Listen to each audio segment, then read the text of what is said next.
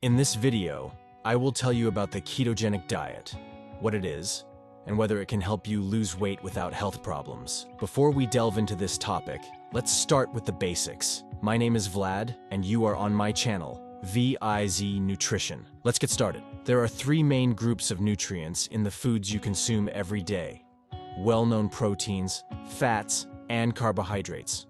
The diet of most modern people consists of 35% fats, 15% proteins, and 50% carbohydrates. However, with the ketogenic diet, the ratios are significantly different. A whopping 75% comes from fats, 20% from proteins, and only 5% from carbohydrates. This means there are 10 times fewer carbohydrates than in a normal diet.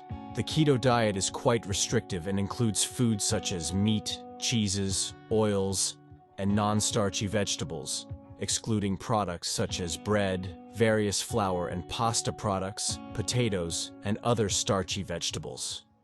In other words, it completely eliminates at least one or two major food groups. So what happens in the body when transitioning from a regular diet to a ketogenic diet? Before I explain this, I ask you to subscribe if you haven't already. This will help the channel grow. Thank you. With very low carbohydrate intake, your body functions in two ways. First, it enters a state called ketosis. It is a shift in the primary source of energy in your body from glucose to fats, breaking them down into so-called ketones and then using them as an energy source. In simple terms, your body starts burning fat as the main source of energy, abandoning glucose, which is a carbohydrate. The process of entering ketosis takes several days, and during this time, people experience unpleasant side effects: mental fog, irritability, nausea, stomach discomfort. People call these symptoms keto flu. Write in the comments if you have encountered such side effects.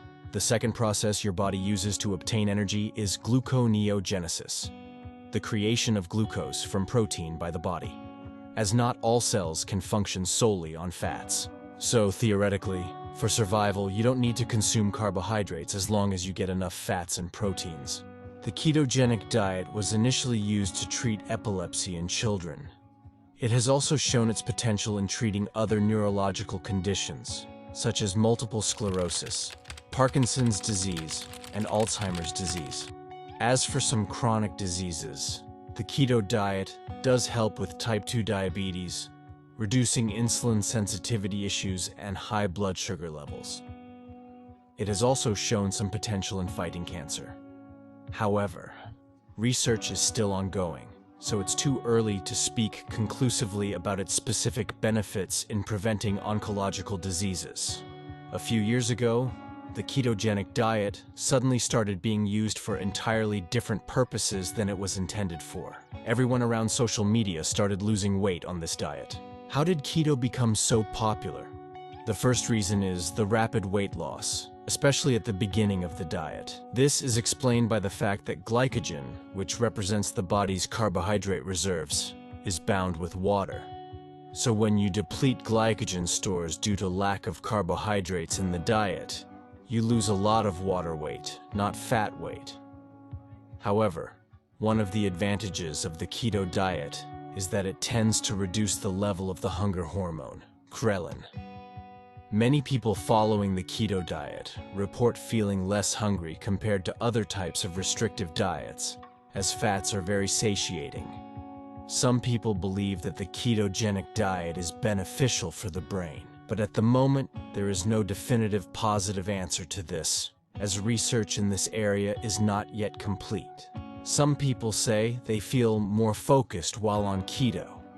However, keto has quite a few downsides. The first is that it's very difficult to adhere to. The keto diet has a very high dropout rate because people find it too restrictive to follow. They also often report feeling irritable and tired when giving up carbohydrates, especially at the beginning when the body is not yet adapted to using ketone bodies as an energy source. Another potential impact is the loss of muscle mass, which is actually important for metabolism in the long run. Many people believe that large muscles depend solely on protein.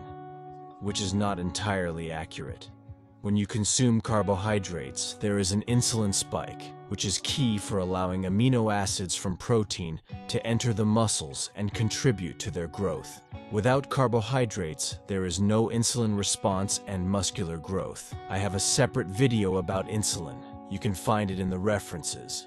In addition, carbohydrates provide a quick energy impulse, allowing you to train more efficiently in the gym, so it may be more difficult for you to engage in physical exercises while following the keto diet. Another unpleasant side effect is constipation. When you exclude a lot of fiber from cereals, fruits, and starchy vegetables from your diet, you may encounter this problem. I also have a separate video about constipation. Furthermore, in the absence of any food group, you may deprive yourself of essential nutrients and minerals, such as sodium, chloride, potassium, and calcium. These elements are crucial, so it is essential to supplement them if you are planning to adhere to this diet. Also, make sure to keep track of your nutrient levels, as abnormal nutrient distribution in keto can lead to serious health problems, including high cholesterol, kidney issues, bone problems, and heart-related issues. Therefore, if you have cardiovascular pathologies, this diet may not be entirely suitable for you. I recommend consulting with your doctor before starting any diet, especially an extreme one. Even though I'm not a doctor, but I can help you address weight and dietary habits and tailor nutrition and workouts based on your goals. Link in the description. So, what is the conclusion? Is keto worth using for weight loss? I believe it's a good diet for short-term weight reduction if you have an important event coming up and no health issues. However, considering the difficulties of adherence and potential adverse effects for most people, keto may not be the best choice. Another issue with this diet, similar to any restrictive dietary regimen, is that it can contribute to disordered eating behavior.